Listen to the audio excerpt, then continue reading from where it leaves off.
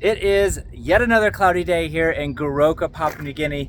My name is Ryan. If you're new here, well, it looks like I can get out of here this morning. I've got a flight about 25 minutes down to the south to Sini.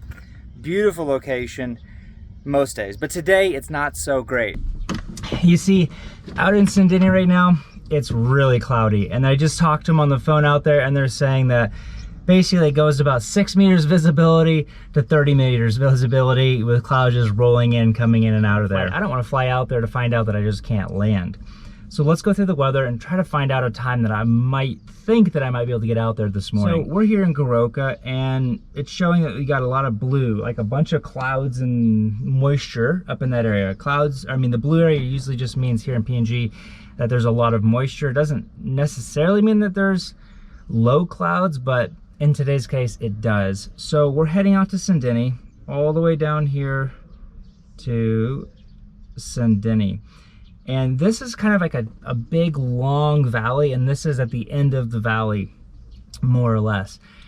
So if it's already packed in right now, it's probably, typically it takes quite a bit longer for it to actually clear out.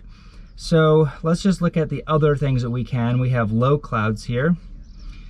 And right now it's showing like a really white, which just means a heavy overcast right over Sini. But let's just jump up here up to 10 o'clock and it's already going to scattered. So let's go back to 9 and see. Yeah, 9 looks still just as bad, maybe even worse. So by 10 a.m., it's looking like maybe potential. So let's look at what else we can look at. We also have cloud bases showing 5,000. That's what the green area is. That's probably doable. And then we can do visibility.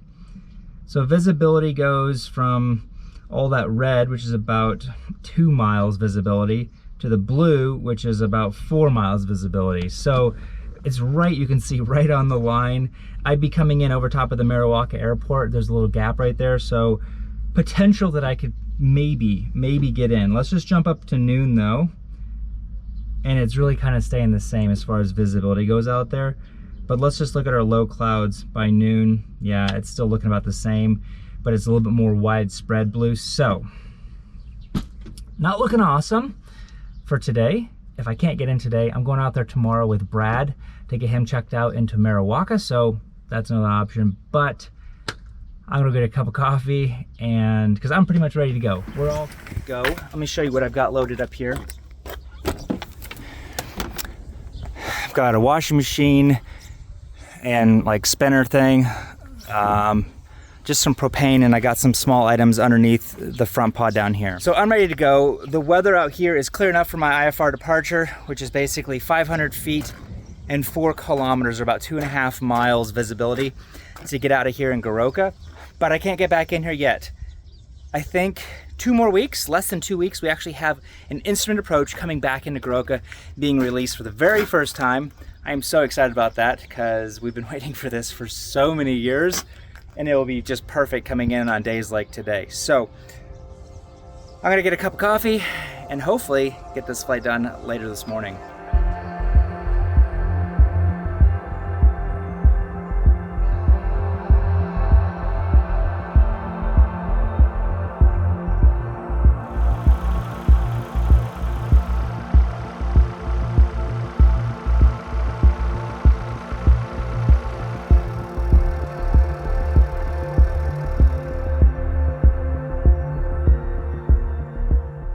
We just finished fueling up.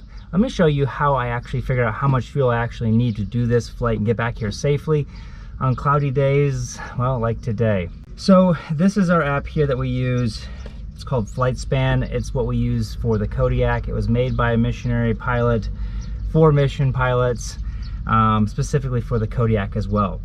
So on this page, the nav page, the blue number here, the 830, that is basically the fuel that I'm leaving here with. So I wanted 830 pounds.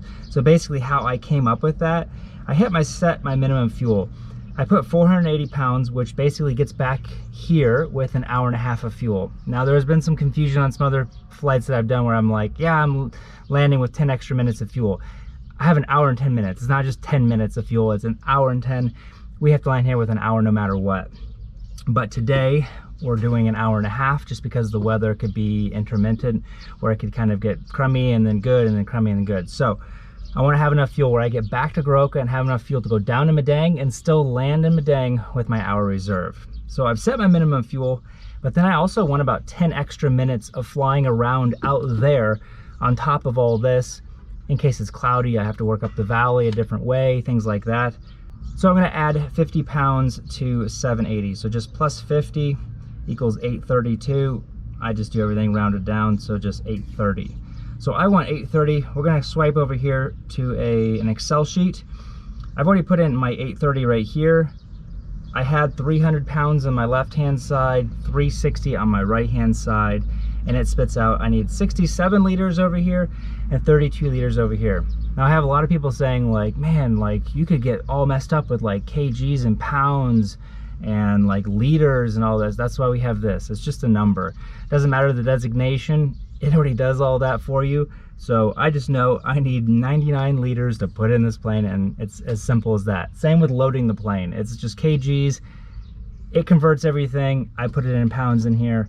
It's just another number. And that's how I plan for my fuel. So basically I should have enough fuel to get out there, back with an hour and a half, plus an additional 10 minutes on top of the hour and a half to do any of my mucking around out there. And now it's 8:30, time to wait. Yesterday did not go as planned. It's the next day now because, well, I mean, it looks the same here in Goroka, but out there it was just super crummy all day long. And then by noon, 1 o'clock here, it rained for like 5 or 6 hours, just straight clouds to the ground. My IFR departure is looking pretty good for right now. I think it's time to go. All right, igniter's on, fuel pump on. Oh, let's get this on. And low start. Energy, once it's over 14%, oil pressure's coming in. Now it's in the yellow. Fuel flow is now coming up. Watch my NG and just kind of bounce my eyes around a little bit. ITT's coming up at a nice rate. Back to NG 35 and above, so back up to ITT. So 600 on the dot. We'll go ahead and remove the start stick. It's just a battery booster. Prolong our batteries. We don't need to use it, but it does make our batteries last longer. And they're pretty expensive, I guess. Generator on. I'm watching the spike for a second, comes back down. Alternator on, it spikes up. Comes back down, aux bus on. Let's get a little bit of airflow in here. Okay, our fuel is on. I checked my caps and my selectors are both on. The controls are good. I've already done my system check earlier when I did all my checking. We'll go all the way up to 9,000 feet. We have 200 kgs on board, so about 100 underneath and about 100 up here. So, yeah. Oh, that's not the right one I wanted to do it on. Let's do it on actually leaving Goroka. There we go, right in the middle. We got 830 pounds of fuel, so let me go ahead and put 830 pounds in. Okay, so we want 440 pounds of cargo. And my empty weight of the airplane today with my seat configuration is 4450. 4450, we're at 5930 and 5928, so we're within 10. We are good there. We are heading out to Sini today. A flight like that, and right about here is we're going to go through Marawaka Gap. Our flaps are set, indicated, and verified at 20. Our trims are already set up. Goroka Tower, November Tango Echo. Request taxi, Sini 1 POB. November Tango Echo, Goroka Tower, good morning. Taxi for runway 17 left. And the backtrack and line up. Wind is light and variable. QNH 1023, time check 38. 1023. Go to backtrack and line up 17 left, November Tango Echo. Alright, looks like we got a couple little birds hanging out right here at the runway, wanting to get smashed by my prop, like 10 feet in front of me. He moved. We do have another big hawk right here. If they keep coming back, then I'll switch to the other runway. I don't need to put a dent in my wing today. Okay, Okay though, for this, we're going to actually do the gas departure, which is the gas at standard instrument departure. Then, once we are up there, let's just go ahead and remove all these, and then we'll put my flight plan back in there. Actually, we can just put in Sini.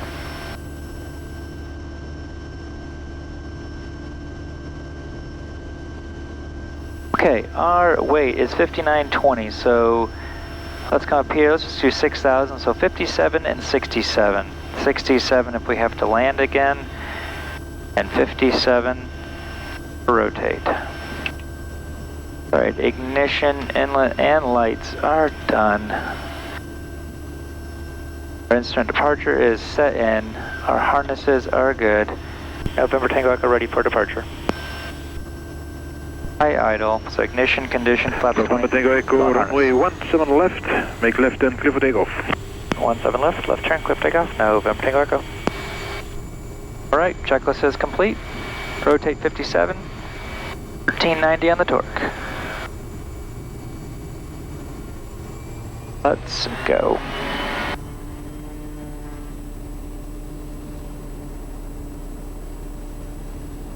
Torque is set, airspeed is alive. The little birds, there's 50 continuing, and there's 57. Bump our torque or ITT up to 740, just a little bit more. Looks like it's kind of like a broken cloud layer right here, and probably about 200 foot thick at most. So I'll probably go through it and pop right back out.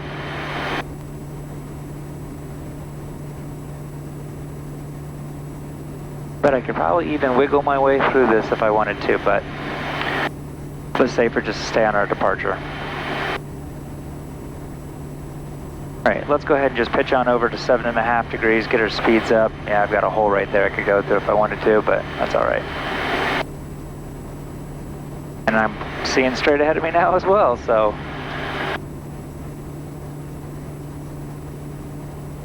Okay, there's 85, let's go 0 degrees of flaps. Just flying in a straight line for 3 miles on this heading. It's over 90, let's go 0.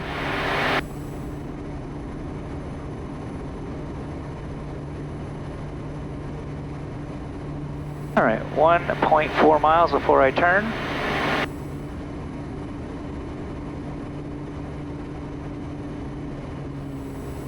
Nine seconds, 8 seconds. There we go, there's 1 second, and let's make our turn outbound. And now we just broke out. There we go. Okay, let's just continue on straight ahead then.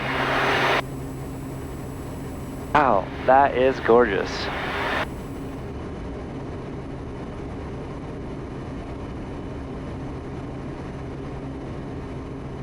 Let's go landing, bypass, igniters turned off. And let's come back here and come on down to Sini. Let's hit direct to, enter. And it's going to redirect us right there. We'll hit nav on our GPS, our autopilot, and then turn this on down to 1013. Advisory. Just let me know that my engine inlet's back to normal. Alright, we departed time 42. There's 08. Goroka Tower, November Tango Echo departed 42, tracking 151 on climb 9,000. Sini 08.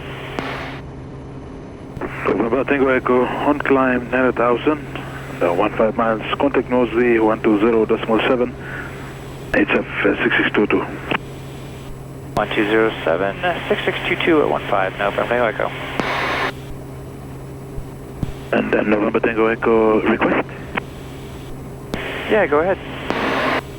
November Tango Echo, could you please give us the precision of weather beyond this rising fog? Yep, it is broken, probably 7/8 at about 500 to 1,500 feet AGL. Above that, it is clear. November Tango Echo, thank you. All right, we're almost up to 9,000, so I'm gonna go ahead and put vertical speed and altitude select. That's gonna go ahead and already start slowing me down and leveling me off right here at 9,000. Oh, just to let you guys know, I am creating, I just started yesterday, I hope to have this before Christmas so that you guys will have an opportunity to get this before Christmas, but I'm making a coffee table album. I've been wanting to do this for years, but just never got around to really kind of starting it. So I'm going to try to get it done within a week. Basically showcasing just a lot of the locations that we go to here in Papua New Guinea, with a lot of drone photos, some photos on the ground, some photos from the airplane as well, but just basically kind of just showcasing the beauty of Papua New Guinea, and then having like little highlights about the different locations that we go to, and maybe something really unique about the culture of that area, or some history about the runway and how it was made, or when it was made, or maybe who built it, or something like that. So I want it to be a really cool book, kind of highlighting all the places, because there's a lot of really cool places that have like World War II airplanes that are parked there and things. So I think you guys would really enjoy it. I know I would have loved to have something like this before I came to Papua New Guinea, kind of as a vision board almost, just as like a bush pilot vision board of like, man, that'd be so cool to do that someday. So be on the lookout. I'm going to hopefully have it done, and like I said, I really would like to get this available to you by kind of like the end of November so that we can get orders in before Christmas for you guys. So I'm thinking it's probably going to be around 99 bucks, because it's really not that cheap to make like a good quality coffee table album, unfortunately. All right, we're just hitting 15 miles now. RSB 126.7, November Tango Echo, transfer. I don't think I'm going to get him on that frequency, I never do. I'd be surprised. And nope. RSB 6622, November Tango Echo, transfer. He's going to ask me my time, so I'm going to switch over here, 06. RSB 6622, November Tango Echo, transfer. Alright, let's try another frequency. Let's do 8819er. Moresby 8819er, November Tango Echo, transfer. November Tango Echo, just a check call now, 136. Check call 6622, November Echo. Oh, let's try it back there again. Moresby 6622, November Tango Echo, how do you read? What do you think I'll say? November Tango Echo, Moresby, go ahead. There we go. Good morning. November Tango Echo, 20 miles to the south, Goroka, maintaining 9,000. Estimating Sini 06. November Tango Echo, copy 9,000, Sini 06, area QNH 1013, now report the traffic. 1013, November Tango Echo. This right here has been, well, is the nicest day we have had in forever. I don't know, there's just been a system that's been going through here where we've just had absolute horrible, horrible weather the past bit. They actually sent me, let me see if I can find it. They sent me pictures yesterday. Let me show you what I'm talking about. So the first picture, that was at 10:20 in the morning, and yeah, you can't even see across the runway. Visibility is probably 30 to 40 meters. It's like next to absolutely nothing. Around 11 a.m., yeah, you can see down the valley, but it's still touching the end of the runway, clouds basically to the treetops. There's another one just a little bit after 11 a.m., and here, I mean, basically there was about 800 feet, not even that probably, 500 feet above the runway, clouds all the way around, and you can see right here as well. You can see across to Ande, the other runway, in which we'll fly over here in just a minute, where basically you turn your final, and it's like 500 feet. So they said, well, there's a chance you might be able to get in, but I'm coming out of there fairly heavy, so just because I can get in does not mean I can climb back out of there. It's a pretty tight valley, maybe a mile and a half wide, I'm thinking. Probably about a mile and a half wide. And if I'm like pretty heavy up, those are things I'm thinking about. Is like, is it worth it to try to get these people out when it's really bad weather when tomorrow, like today, it's going to be beautiful. It's just not worth risking myself, the airplane, or someone else's life, but it's not absolutely time critical, you know? Right, now is a great time to look at our strip chart coming into Sini. You can see we've got some new strip charts on here. I'm going to be coming in from the north, basically. Right over top of Usarumpia, kind of in this way, and we'll just fly directly overhead and then enter into our downwind at 6,300 feet. So we're going to want around 8,600 feet going through the Mariwaka Gap. So if you can remember all these numbers when you're flying PNG, it makes your life so much easier because you can just plan out what you're looking for. And now you guys can see I put a profile on here with the different slopes of the runway as you're going down the runway in lengths of meters. So our landing is like 3%. It's next to nothing. And then it goes up into a 7%, followed by a 10%, and then it kind of just equals out at 8%. So overall, it's probably around a 7% slope over the whole thing. Taxi, or the parking bay, is pretty wet today because it rained all day yesterday. So I'm going to expect it to be a little bit slippery, but this place usually drains off because it's a fairly steep hill, so it drains off and dries pretty good. It has a really nice hard clay. So I'm not going to worry about that too much, but I am going to think about it's pretty rough and undulating, so I don't want to just like hold back the second I land. Just going to release the pressure on the yoke and just let the nose wheel take it so that I don't just bounce up. Had that, and I've almost had a tail strike here. Here is a photo of what it's looking like coming in over here. It's just this massive valley, so it's absolutely just gorgeous. I'm hoping to get some new drone footage and some new drone photos this morning because I have some time, and I might be loading up with some coffee, not really sure, and also hope to be able to do a time lapse back to Goroka for you guys at the end of this video because a lot of people like those. So yeah, here we go. Extreme caution, due left crosswind causes strong downdrafts, short final pass committal. So expect that. If I'm having winds to the right, just expect a lot of turbulence and just really hard to maintain that string approach coming all the way in. There you go. We're back here on the map. We are almost there. We're going to be heading over here to the Mariwaka Gap, which is the lowest part. If you guys want to fly this flight, I have this on my Patreon page. I've got a lot of flights. I've got exclusive on-the-ground content as well, so if you're wanting more than what you're getting here on YouTube, I've got walk-arounds of these places, a couple of them out here at Sini. One time back in COVID, we were doing a bunch of like just recurrency flying because we just weren't flying enough. So we came out here with a couple airplanes, 4 of us pilots, and just had a lot of fun just take off and landing, get our landing reps in at a bush location. So I got some really cool drone footage of landings out here as well. We're about 10 miles out from the Mariwaka Gap. So when I get just a couple more, I'm going to make a quick call just for anybody surrounding here. They said no traffic, but you know, just in case. But I'll go ahead and start my checklist. I've got these on my website. If you guys are a single pilot, fly small single engines, multi-engines, whatever, I've got these for like a 172, 152, something that's really simple. I've got them for more of a complex piston as well as a turbine engine as well. If you're interested, check them out. These things can be a lifesaver, honestly. Helps keep your eyes up and out. Covers your critical items for takeoff and landing so that you're not with a paper checklist missing items or your head down, you know? So our fuel is on, our brakes are good. We'll turn our TAWs off, our terrain awareness system.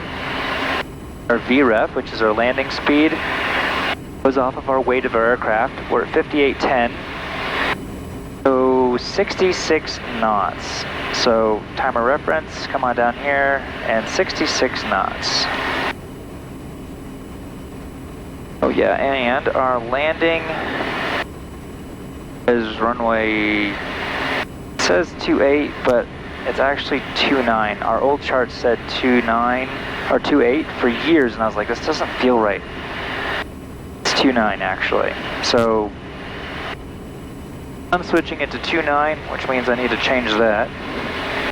All stations, Mariwaka Gap, November Tango Echo, 5 miles to the north, 9,000, shortly on descent for Sini, Mariwaka Gap.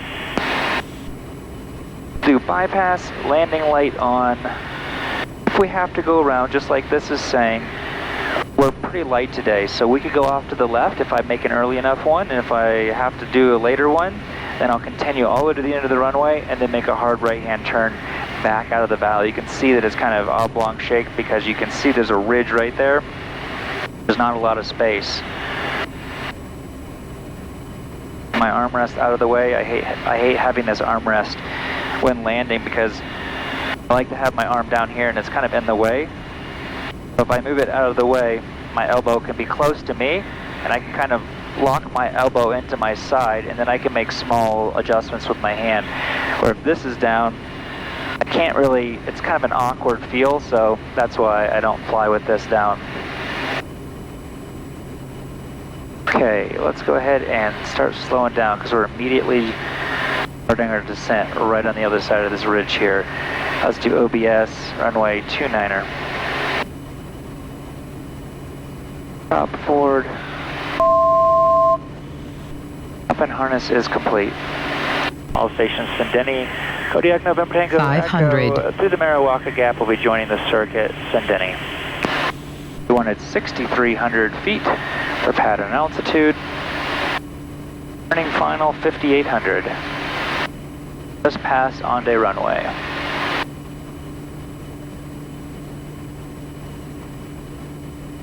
$500. I'll put my heading bug to be perpendicular with my runway. Bring our torque all the way back. Nice and slow, back to about probably 450 to 500 today. There you go, 490, we'll let it sit there. It's below 138 knots, we'll go 10 degrees of flaps. RSB 6622 November Tango Echo in the circuit Sini, report after landing. November Tango Echo, Mosi, Sini, confirm circuit Sini, call again after landing. Affirm, circuit Sini, call again after landing. November Tango Echo, copy circuit, call again after landing. We've got flaps to go, so I'm just slowing on down, gives myself a lot more time and space to really think. It's beautiful out here. I'm looking at the winds, they're coming from this direction at 4 knots. By the time we get there, probably gonna have nothing on touchdown, which is gonna be great. This valley that you can see right as we're about ready to crest this ridge, this is where I'm gonna do go around if I have to. If it's a late go around. If it's an early go around, I just head out the valley straight ahead down towards Andacombe.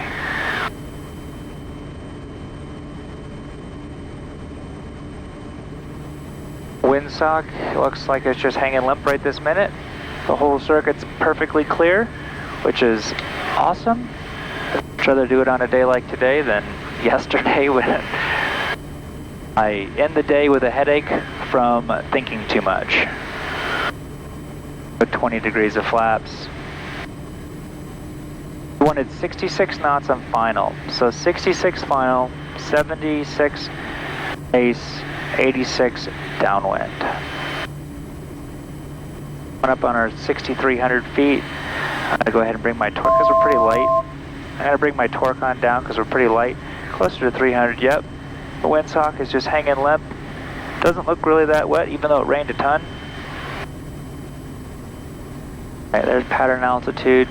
I'll bring my torque in just a tiny bit. Start leveling out. That's gonna bring my speed on down to 86 knots, and then I'm just going to keep adding a little bit more power until I can maintain the altitude and the airspeed that I want. There's 87, 6340, so pretty close, and we're about 600 foot-pound of torque. Okay, there's a mile out, so we're going to go ahead and turn our downwind.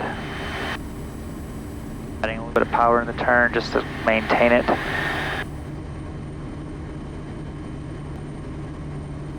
If you guys want to learn how to fly this thing, I've got a sim course that I think you guys would enjoy. Check out the link down below, it has a lot more information. Okay, there is a beam the numbers. We're going to go ahead and start heading on down to 6,000. Reducing our power just a little bit so we can maintain that 86 knots on our way down. That's 76 on base. And base now, slowing to 76. Use my power a little bit more, keeping my pitch though the same so I can continue on down the same rate.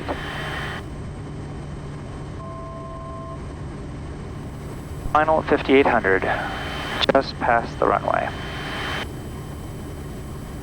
There's our 6,000. 5,800 final, we're just about there. 76 knots on base, that's good.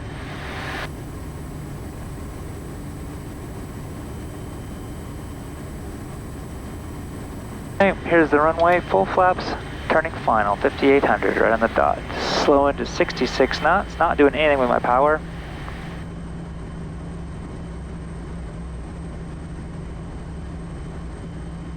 Turned a tiny bit early, so let's go ahead and pull a bit of power and slow on down.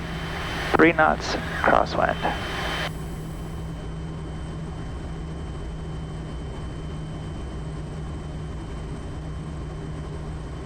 4 knot crosswind, 500 on the descent. It's 68 knots, 450 on the descent, tiny bit flat. 500. Alright, this is looking good, 1 knot of tailwind. We are committed.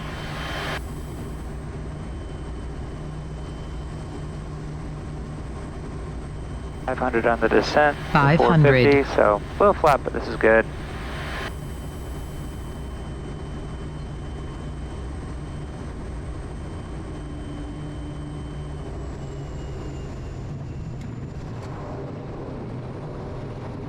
Okay, here's where it gets bumpy. I slow down as much as I can before I get to that. Orders B 6622 November Tango Echo on the ground, Sini, cancel SAR. November Tango Echo, Sini salvage terminated. November Tango Echo. Guys, hope you enjoyed that. Like I said, I'm going to be I'll get some drone footage actually for you guys today, and then end it with a time lapse back to Goroka. Hope you guys enjoyed it. And see you guys next time.